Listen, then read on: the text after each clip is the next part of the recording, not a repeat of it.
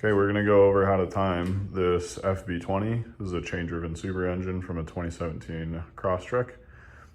This same procedure will work on the FB25, the FA20 for certain years as well, I believe.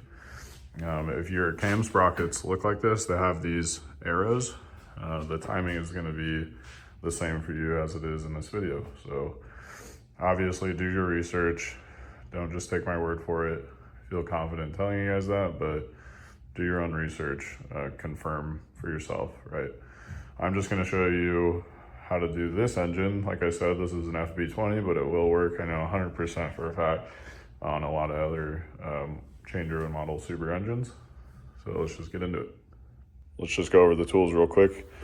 Really simple. This is a 1/2 inch ratchet, 3/8 electric, 1/4 inch electric, just some assembly goo. I'll show you guys what I use this for, just for the O-rings. A couple of pins for the tensioners, 2 sizes. I'll go over why there's 2 sizes, 5mm hex, 10mm. I'm using a magnetic 10mm.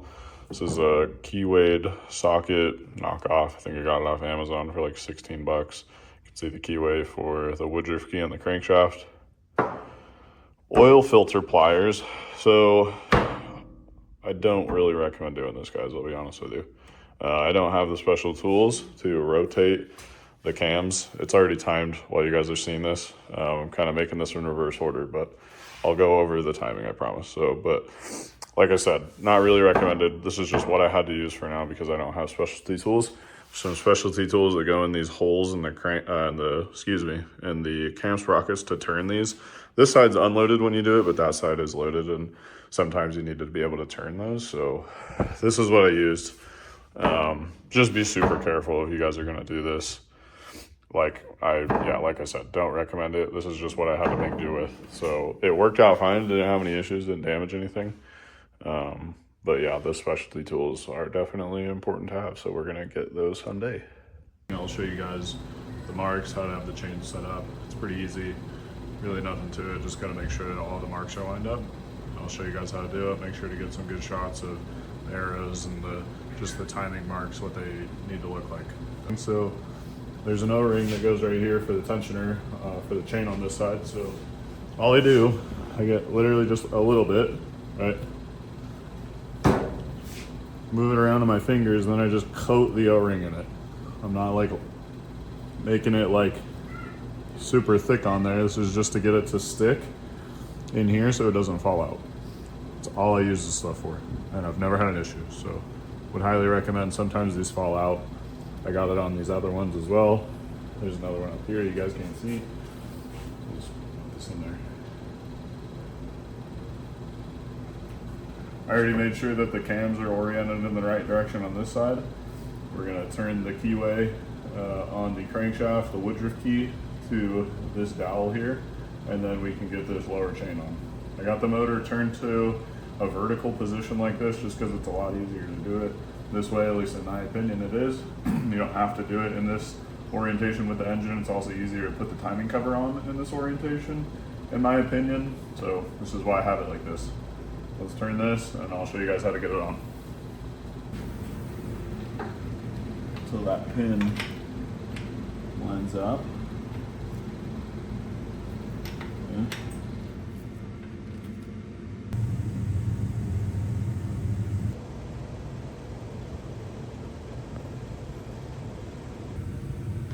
Okay, so on your chain, you're gonna have these orange marks, and you're gonna have a black mark like that is the other orange mark. So there's 2 orange marks and a black mark. The black one goes at the crankshaft.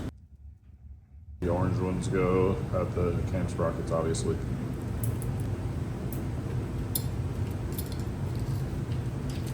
You may have to rotate the cams a little to get these marks to line up.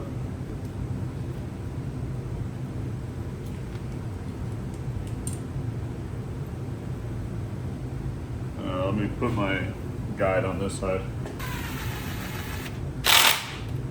So the slack of the chain is going to be on this side. There's going to be another guide that goes on here. Turn these can be really freaking hard. So we're going to turn this instead to get this to move a little, since I can't turn this. just because this length is just off a little bit over here.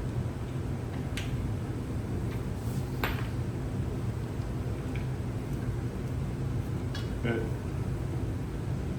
We're on there. Slides on just like that. Our tensioner is going to go here. I'll show you guys those pins that I was talking about earlier, how to set the tensioner with the pin and then get it installed. This is the smaller version. This is the larger version. I'll be honest with you, I can't really recall where I got these from. I believe this one comes in the like STI belt-driven style tensioners, the hydraulic tensioners. So make sure you like save these. This one I don't remember. It's quite a bit smaller, but you need the smaller one for one of the holes on the tensioners is smaller than the other one, so that's why we have two. So for this side, we're gonna use the smaller one. Try to make this as easy as possible. So when we push on this plunger, you see that arm move and you see the hole in there, right?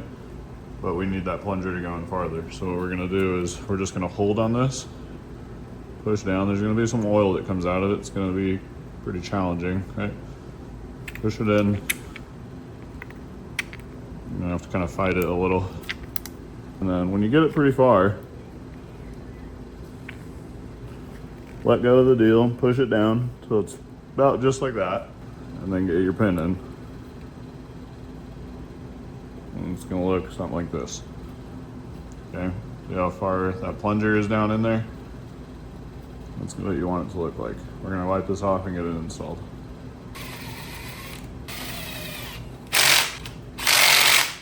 Easy as that, just bolt it on. Just make sure the plunger's down far enough to clear the guide so you can get it on. Once it's on, recheck your timing marks. We're good here, we're good down here, we're good on this side, and then we're gonna pull our pin.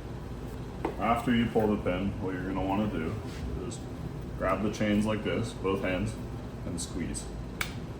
Get a click out of it at least one. That's all you gotta do. Now, we can turn the keyway back to here, just straight down. And we can do this side. Put that Woodruff key back down. Okay. Down there. I already showed you guys these marks are lined up, so we're good there. Let's get our chain on. Same concept with this side. The dark link goes on the crank, and the two orange ones go with the cam gears. This is the easy side because the cams aren't loaded. You just got to make sure you have the slack in your chain on the correct side. The slack is going to be on this side. We're going to have another guide that goes on here. So let's get that guide.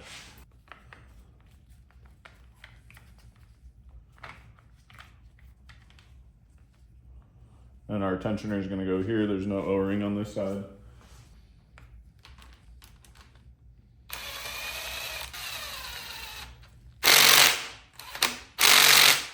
Okay, I want to point something out real quick. Guys, I know I'm not torquing these, okay? I've done this enough. Very familiar with this gun, and I know the torque of it pretty well. These are 10mm bolts. I know that the spec is going to be right around 7 Newton meters. I'm not going crazy with this. This is a 1/4 inch gun, so please don't come after me for just zapping these on. If you wanted to look at the spec, obviously you can. Not a bad idea. Like I said, I've just done this so many times that I'm very familiar with this gun. This is how I normally do this job. I'm sure there's plenty of you out there that understand what I'm saying, where you just come to know a piece of equipment so well that you can kind of judge its torque pretty easily. So that's why I just zap these on. If you're not at that point, it doesn't hurt to torque it up, guys. So now that the tensioner's on, we're just gonna double check our marks are lined up, which they are. We're good. Pull our pin. We're gonna do the same thing on this side where we grab the chains and squeeze just to get one. Sometimes you can get two. I don't ever worry about it. If I can't, just get one. Something to point out, make sure that your chains are actually in the ridges and your guides correctly. It's easy to get these not quite on right. Obviously don't want that. It can lead to issues. Firing it up for the first time, chew up one of these guides, or I don't know, cause a pretty bad failure. So So that's really it, guys. There's, like I said, there's not much to it. Pretty simple. You could turn the engine over now and make sure you're good to go. Just make sure it turns over with no issues. If you felt like it, I'm just gonna clean up this outer sealing surface for the timing cover and then prep my timing cover as well. It's already clean and just need to wipe it down with some brake cleaner, get some silicone lead, get that guy installed, and we can keep going.